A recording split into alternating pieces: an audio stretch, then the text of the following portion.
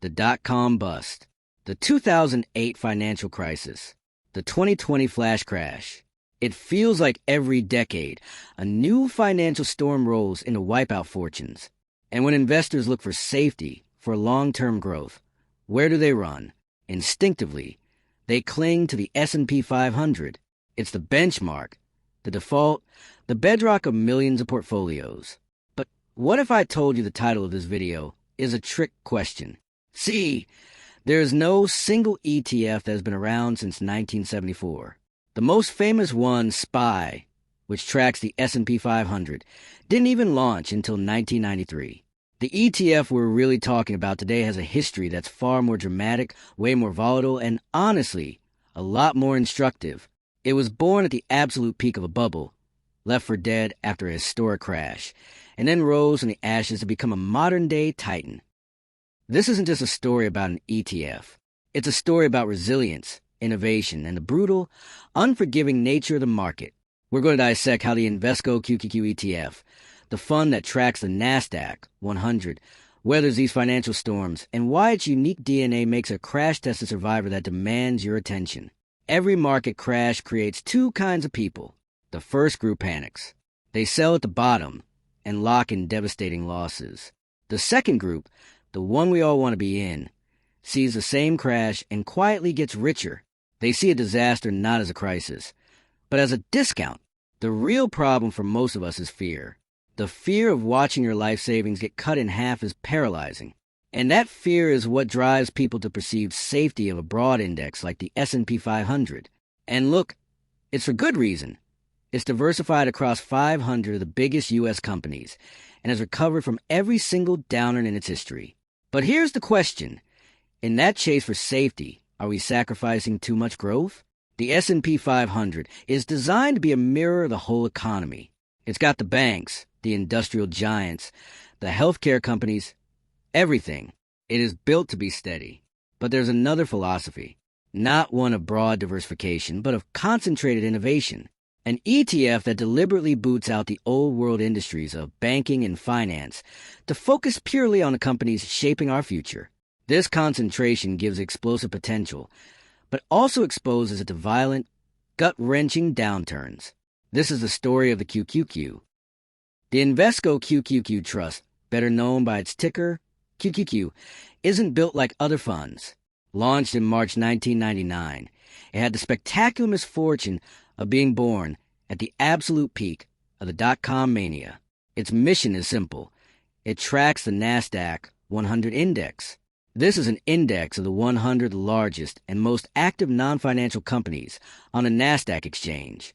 Think about that for a second. No banks, no financial services. By its very design, it strips out the traditional financial core of the economy to focus on sectors like technology, consumer services, and healthcare. Today, that means names like Apple, Microsoft, Amazon, and Nvidia are at the very top of its holdings. But its journey to get here was a trial by fire, and it started with the mother of all crashes. To really understand the QQQ, you have to look at its scars. It's been through at least 5 major bear markets since it was created. First, the big one, the dot-com bust. Can you imagine launching a tech-focused fund right before the biggest tech wreck in history? In 1999, QQQ was on a tear, riding the high of internet euphoria. But when that bubble burst in March 2000, the collapse wasn't just bad, it was biblical. Over the next 2 years, the QQQ didn't just dip, it cratered. It lost a staggering 83% of its value from its peak. Investors who bought at the top saw their portfolios completely vaporized. It took 16 agonizing years for the QQQ just to claw its way back to that pre-crash high. Most funds would be dead and buried after that. The investor exodus was massive, but somehow it held on. Then came the 2008 global financial crisis. This time, the crisis was all about the banking system. Subprime mortgages, collapsing credit, and failing institutions.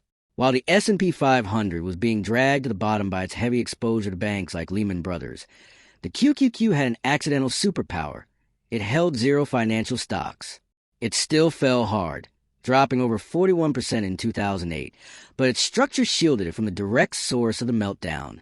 This was the moment that proved its tech concentration could be a shield just as much as a sword. Next, the 2020 COVID crash. This was the fastest bear market in history.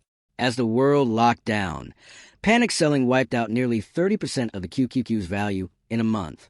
But then, something remarkable happened. The world was forced to adapt overnight, and the companies best positioned for that shift were the very ones at the heart of the QQQ. Remote work, e-commerce, streaming, cloud computing. They became essential. The QQQ's holdings weren't just surviving. They were building the new economy in real time. The recovery was as swift and violent as the crash itself. And the tests keep coming. In 2022, facing runaway inflation and the most aggressive interest rate hikes in decades, the QQQ once again took a heavy blow, falling 32.58% for the year. It's just another reminder that this is not a smooth ride. So, how does it do it? How does an ETF that gets hammered this badly time and time again not only survive but end up thriving? The secret isn't in avoiding disruption. It's in absorbing it.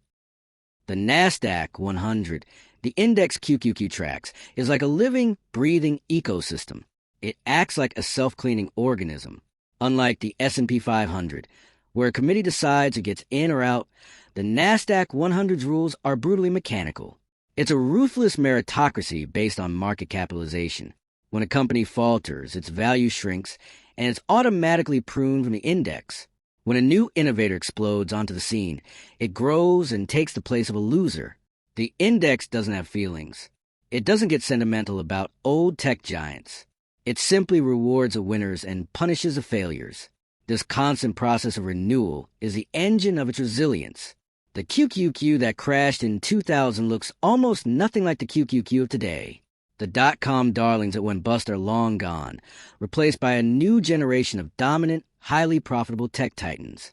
It survived the dot-com bust not by dodging the bullet, but by taking a hit, shedding its weakest members and regenerating with stronger ones. This mechanism ensures the fund is always tilted towards the companies that are winning right now. The story is compelling, but the numbers are what really matter. So let's put the QQQ head-to-head with the S&P 500, represented by the ETF SPY. The first thing you notice is the volatility. In the dot-com crash, QQQ lost over 80%, while SPY lost closer to 50%. During the 2008 crisis, SPY fell about 37%, and in the 2022 inflation shock, QQQ dropped over 32%, while the S&P 500 lost around 19%. When things go bad, the QQQ almost always falls harder.